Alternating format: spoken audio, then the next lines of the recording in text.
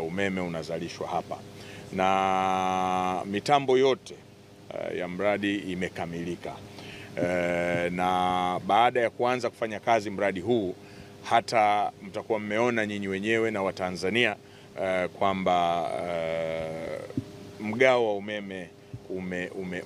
umepungua na kuisha kwa maeneo mengine, lakini sasa tunachoenda kukifanya kikubwa ni kuhakikisha tunajenga transmission line ya kutoa umeme mwingi zaidi kutoka hapa katika eneo hili na kwenda maeneo mbalimbali ya Tanzania. Na kwa sasa tayari kuna mradi umeanza wa kutoa umeme huu pale Chalinze kuelekea Dodoma, ambapo tutazidi kupeleka umeme wa uhakika kwa Watanzania wa maeneo mbalimbali. Lakini vile vile kuna line ambayo inatoka hapa kwenda Mkuranga, ambayo line hiyo pia itapeleka umeme wa kutosha zaidi katika kongani ya viwanda iliyokuwa kule, lakini si tu katika